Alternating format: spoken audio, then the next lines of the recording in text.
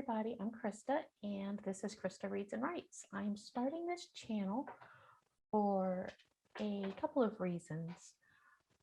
Mostly, though, to hold myself accountable for both reading and writing. I love reading and writing, but I have gotten out of the habit of doing either one of them on a regular basis, and I want to get back in the habit of doing both. So the primary goal of this channel will be to get me back in the habit of doing both on a regular basis. And the way I'm going to accomplish that is at the end of each of these videos, I will set a reading goal and a writing goal. And then 1 week later, I'll be back to let you know my progress on those goals. I also expect that I will talk about whatever I read and wrote that week, and anything else that has come up, because what frequently happens with me is even when I do read and write on a regular basis, I am so easily distracted. So I'll be reading something, and I also tend to do both at the same time a lot because I like to write about whatever I'm reading. It's just how I process things. It's how I learn. It's how my brain works. So what usually happens is I'll start reading a book. It could be fiction or nonfiction. And at some point I run across something that piques my interest in something else. And so I start reading and writing on something else. And those things continue until I've got all of these books that either I picked up to read on a certain subject but I never did, or I read part of it but never finished, which also means I've got things I wanted to write that I didn't, or that I started writing and never finished. So that's the other goal of this channel, is to stop that trend, to actually finish things I start reading and finish things I start writing. So that's what I intend to do with this channel. And the way I want to start today is talking about 3 books that I bought on the same day a little over 2 months ago. I looked up when I bought them and it was like June 11th or something like that. One of them I actually finished. I'll talk about that one first. Well, I finished the story in here. So the book is The Metamorphosis by Franz Kafka. The book in its entirety is about 190 pages, but only about 55 of those are the story. The rest of it is commentary, basically, analysis, criticisms, and so on. It's the first thing I've ever read by Franz Kafka.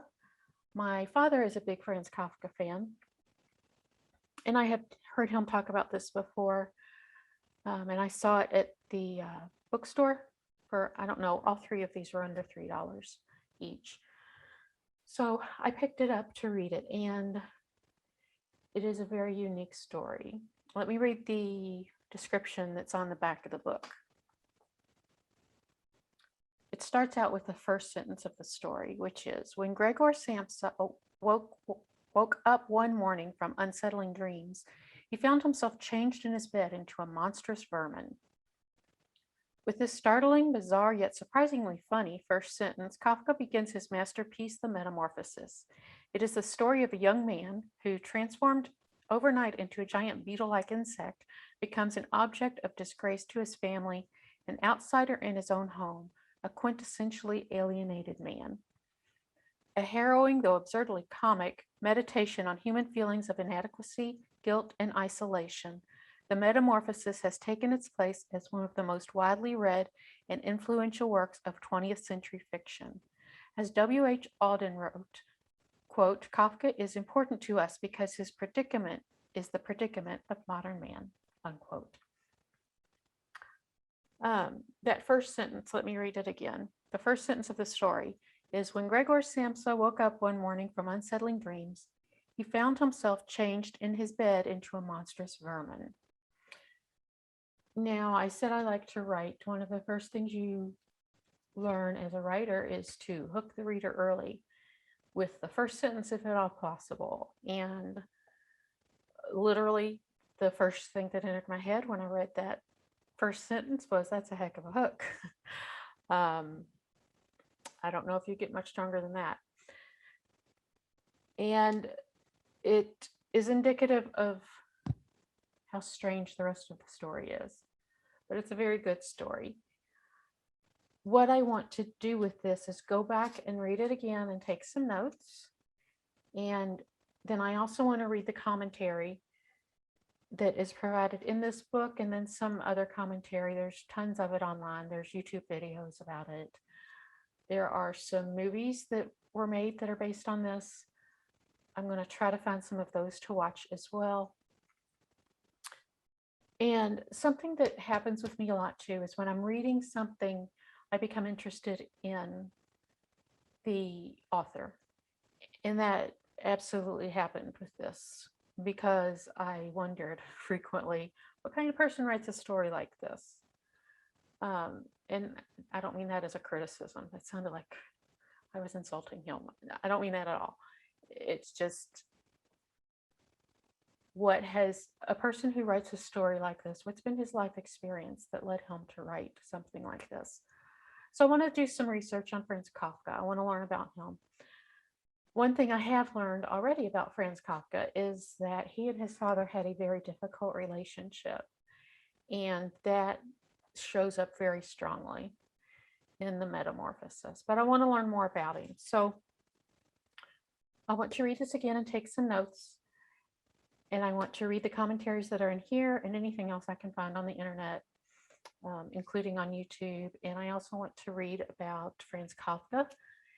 And as I always do, take notes and write something about him as well. I suspect there will be, I may end up doing 2 separate articles, one on Franz Kafka, one on the Metamorphosis, but I'm thinking that it will end up being one article that is about Franz Kafka and how his life, how the story, the Metamorphosis, reflects his life. So, but we'll see. We'll see how that process evolves. Then the second book I bought on that same day was The Hound of the Baskervilles by Sir Arthur Conan Doyle. I really like Sherlock Holmes. This is probably the most popular Sherlock Holmes story, or certainly one of the most popular. I really enjoy British television, and I've seen 2 series based on the Sherlock Holmes stories. One was on PBS several years ago. I think it was PBS, and it had Jeremy Brett as Sherlock Holmes. And then the more recent one was with Benedict Cumberbatch as Sherlock Holmes. I think that one was just called Sherlock. I have watched most of those episodes, maybe all of them, and I really enjoy them. And when I picked this up from the bookstore, I started reading it, and I'd say about a third of the way through, I set it down. But I didn't do that because I didn't enjoy it. I was enjoying reading this. I set it down because I got distracted. I don't even remember what I got distracted by, but I was off onto some other tangent. So I want to go back and I want to finish this. I'll set a goal for this week as well. We'll talk about my goals at the very end. And then the third book I picked up on that same day was this, After the Funeral by Agatha Christie. This one is a Hercule Poirot story. I've seen lots of television shows based on Agatha Christie stories. I have BritBox because I love British television. And there's a Poirot series on BritBox, and I love that. But I've never read anything by Agatha Christie. So that's why I picked this up. Another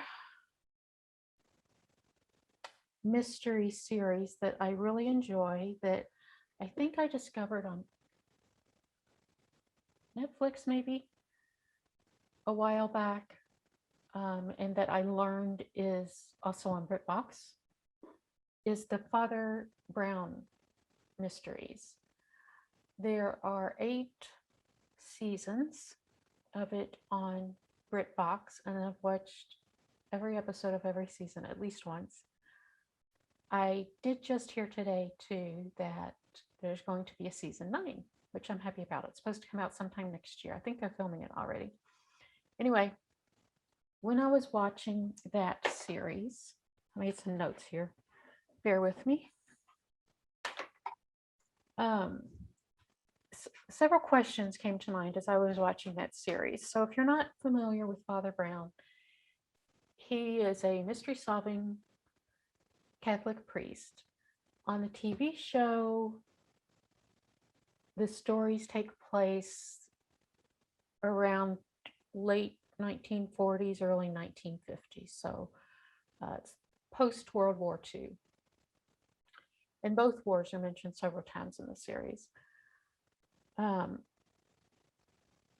And there have been several episodes in the series in which Father Brown expresses opinions that would be unusual for a Catholic priest today, and certainly would have been unusual for a Catholic priest in the time in which the TV series is set. So I started wondering about that, and if that character's opinions match up with what the author gave his character in the stories. So I picked up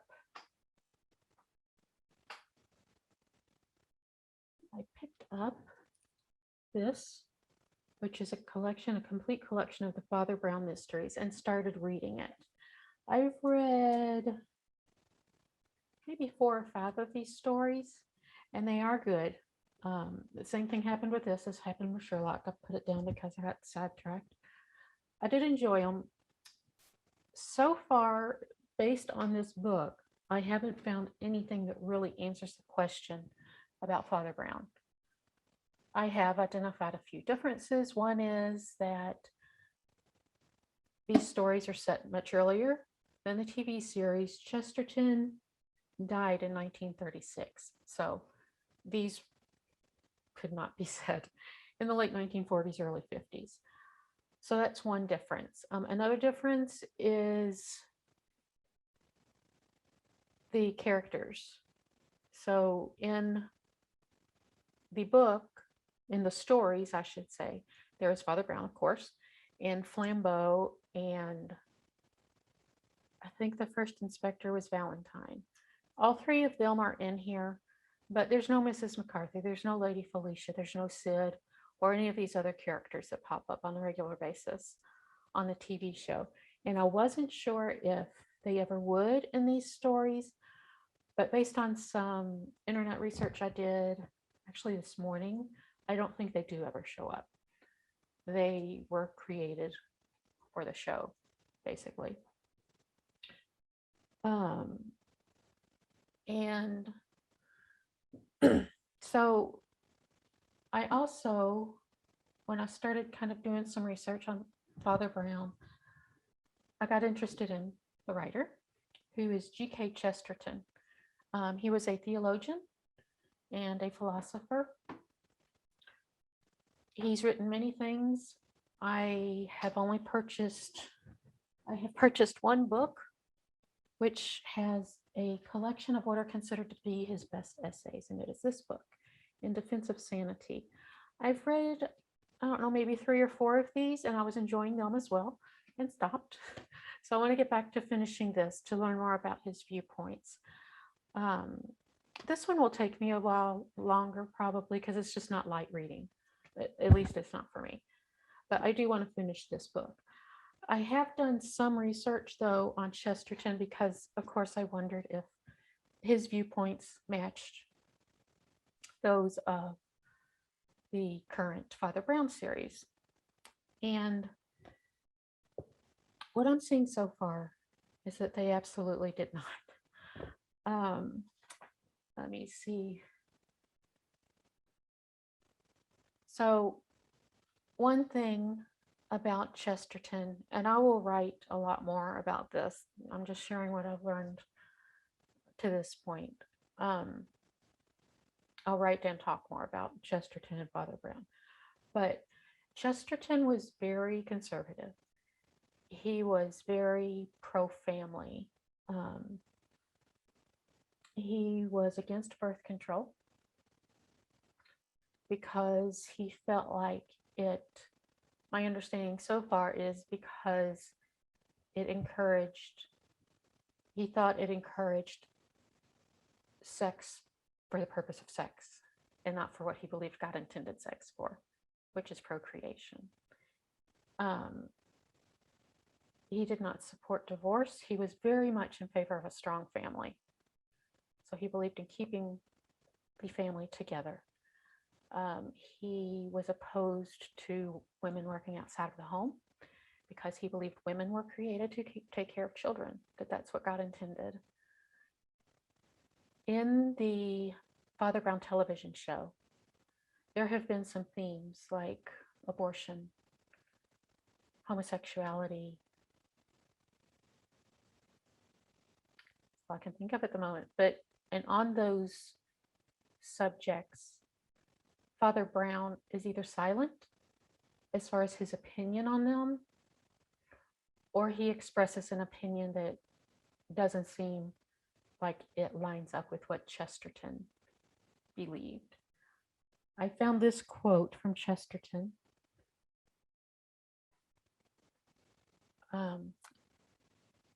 It says, "This triangle of truisms of father, mother, and child cannot be destroyed. It can only destroy those civilizations which disregard it."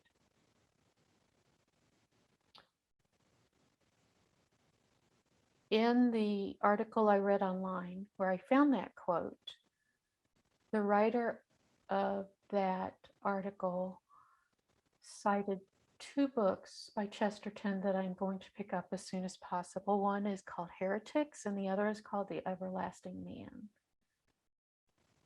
And in those books, it sounds like he talks about homosexuality. I think that one that I saw, it referred to Oscar Wilde's lifestyle, which he was gay, so that was a homosexual lifestyle, and how Chesterton was opposed to it morally, and that he felt that it was a symptom of, I think the word he used, of a desolate man.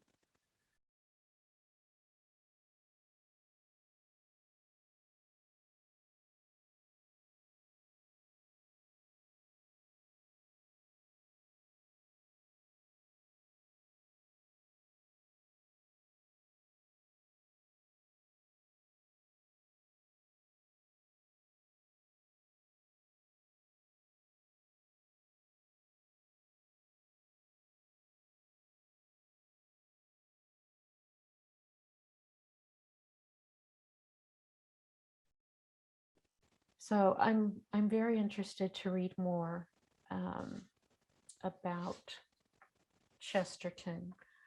Another thing that I read in doing some research on Chesterton was that his original Father Brown, Chesterton was a devout Catholic, and he defended Catholicism a lot.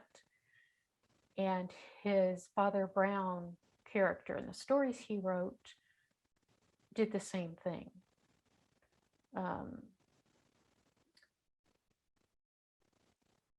And watching the TV series, Father Brown is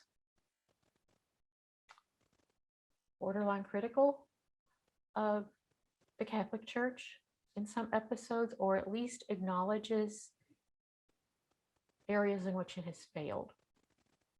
And my impression so far is that that would be very unlike Chesterton. So I'm digging into that a little bit more as well. One more thing that I forgot, a difference between the TV show and the stories are in the stories. Father Brown shows up at places all around the world. Paris, I think he's based in London, yes, but he shows up all over the world. In the TV shows, he lives in a fictional town. Don't remember the name of it. And he doesn't travel. He just stays there. So that's a difference as well. I think that's all at the moment about Chesterton and Father Brown. Related to that, though, another area of interest that I have is religion. And I have a few books that I want to read, reread, or write about. The first one is a book that my brother gave me years ago, and I've already read it, but I want to read it again. It is this, Abraham, A Journey to the Heart of Three Faiths by Bruce Feiler. I want to read you the description of this as well. It says, both immediate and timeless, Abraham tells the powerful story of one man's search for the shared ancestor of Judaism, Christianity, and Islam. Traveling through war zones, braving violence at religious sites, and seeking out faith leaders, Bruce Feiler uncovers the defining yet divisive role that Abraham plays for half the world's believers.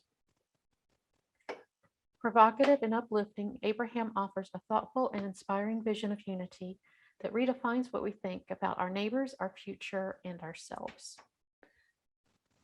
Here's the one sentence that I think gets to the heart of what this book is about. I'll read it again. Bruce Feiler uncovers the defining yet divisive role that Abraham plays for half the world's believers. So to me, that phrase right there is what this book is about.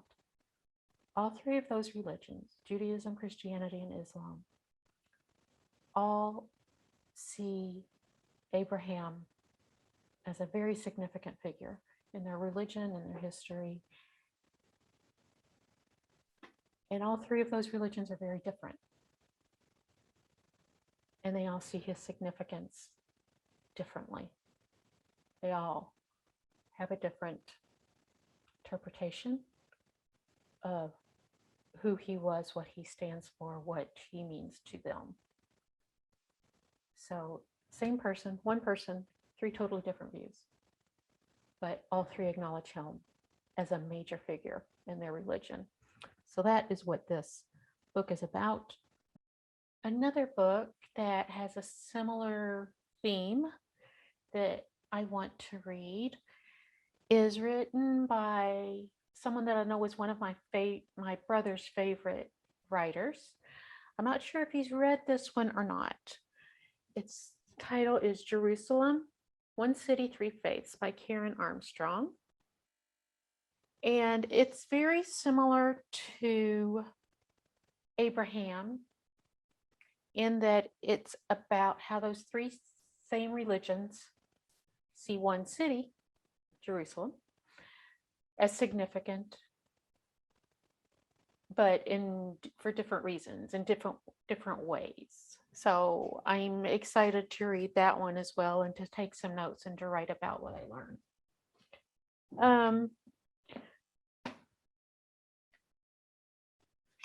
And then there's one more religious book I want to talk about for a second. I've been working on a novel off and on for several years, and a central element of that novel is Catholicism. But I'm not Catholic, so I have a lot to learn. There's things about the Catholic faith that I have always wondered about where their roots were, because as someone who has always been a Protestant, some of them honestly feel unbiblical to me. So I've actually been enjoying learning about why Catholics believe some of the things they believe. And in the course of doing some research for my book, I ran across this book in a bibliography, and picked it up, and it is probably one of my all-time favorite books. I have learned so much, and it has changed the way I think about the Bible, I guess you could say. So the book is Jesus and the Jewish Roots of Mary, Unveiling the Mother of the Messiah. And before I read this book, I didn't really know. I knew that Mary was very important to Catholics, but I didn't really know all the things they believed about her. This book explains all of the things the Catholics believe about Mary and explains why they believe that. It traces it back to its roots, which go all the way back to ancient Jews. I could spend a lot of time talking about this book, but for now, I'll just say that it really changed how I look at multiple things. One is, as a Protestant, I've always thought of Mary as she's the person who gave birth to Jesus, period. But even just that statement, and I hate saying just, even that statement alone, let me put it that way, is reason enough to give Mary more consideration than Protestants typically do. God chose Mary to bring Jesus into the world. He chose Mary to bring into the world the person who would be the Savior for all of mankind. If that doesn't make Mary a significant person who deserves a lot more attention than what Protestants typically give her, I don't know what would make her significant. So a couple of other things I've learned. One is that I have always thought of anything I study in the Bible, I study it within the Bible. I've never taken into consideration the context in which it was written, the time in which it was written, the lives of people and the teachings of the church in the time it was written. And you know, the Bible is one tiny part of everything that was written at that time. There were theologians and philosophers that wrote lots and lots of stuff that's not in the Bible. And those things should be taken into consideration too when we're trying to understand the Bible. I mean, when you try to understand anything that you study, context is everything. You need to think about what the world was like at that time.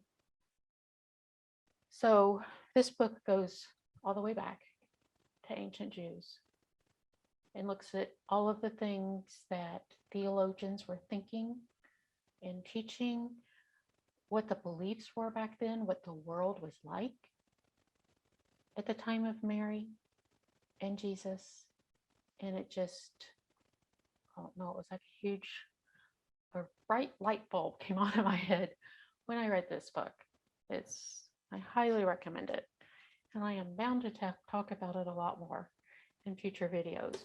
But the other part, what I wanted to talk about with this is I have a website, indulgingmycuriosities.com, that I was writing a series of articles about what I learned in this book on that website months ago. And you can probably guess what happened. I stopped because I got sidetracked. I was also putting those articles on medium.com. So if you want to read anything that I've written so far on this book, you can check out the articles at either one of those places. I want to continue those articles. And when I do, I might put them in both places just because I started them in both places. So I'll keep you posted on that. The last book I want to talk about today, I picked up, I want to say like May. I took a trip, just a long weekend by myself in like March or April. I'm going to, March or April.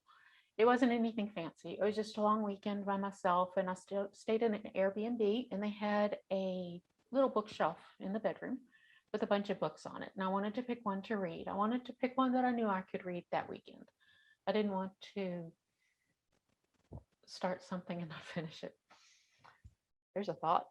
And so one of the smaller books that was on the shelf was Ethan Frome by Edith Wharton. And I'd never read anything by Edith Wharton before, and I really enjoyed it. So I decided I wanted to read something else by her. And I picked up this book when I got home, The Age of Innocence. I chose this one because it was by Edith Wharton, and second, because I've seen the movie. I think came out in the 80s, but I didn't see it until within the last year. Michelle Pfeiffer and I think Daniel Day-Lewis. And I really liked the movie. So I also realized that sometimes books and the movies they are based on are very, very different. So we'll see if that's the case with this. So that is also on my list of books to read. Those are all the books I want to cover this time. I do want to set my goals. I am going to have 2.5 goals this week, and I'll explain that in a second. The first thing I want to do, my first goal, is to read the Metamorphosis again, take some notes, read the commentaries that are in here, look up some commentaries, basically just find anything I can. YouTube videos, watch some of the movies if I can find any, excuse me, I have access to. I want to learn about Franz Kafka, and I want to write about both of them. And I'm not sure if it'll be like something about the Metamorphosis and something about Franz Kafka, or if it'll be one thing that combines the two. We'll just see how that develops. So that's the first goal. The second goal is to finish reading The Hound of the Baskervilles, which should not be difficult. It's got like 240 pages altogether, and I've probably read 80 of them. So I should be able to finish that this weekend if I just make time to do it. And then the half a goal I will do if I have time after really focusing on those two, which is to continue with my articles from this book. I will have another video no later than 1 week from today. Today is Thursday, August 19th, I think. Yes. So I will have a video no later than 1 week from today, Thursday, August 26th. I may have something sooner than that if I just dig into something and I have a lot that I want to talk about related to what I'm learning. But I will for sure be back in a week. And when I am back in a week, I will give you updates on my goals, and I will set new goals. And I'm likely to talk then too about some of what I'm learning or progress I'm making with reading and writing in general. The more I think about this channel, and I feel like another thing I want to make sure I do is reading and writing are very solitary pursuits, which is fine. I am definitely an introvert. I don't mind solitary pursuits at all. But I do enjoy talking about what I'm learning too. And I think I would really enjoy doing that on these videos. And I would also like to hear your thoughts. If you have any comments or questions, suggestions, book recommendations, whatever, in response to these videos. I would love to see them below the videos. I would love to do some online discussions about topics I bring up in these videos, things I read or write. We'll just see how all this evolves, but I definitely want to talk about things that I'm learning. Talking about it, writing it, all those things help me process it, help me learn better. So I will probably do a lot of talking about whatever I'm working on as well. And that is it for now. I will see you again a week from today, if not sooner. And thanks for watching. Subscribe if you'd like to make sure you see future videos. And I will see you in the next few days. Happy reading. Bye-bye.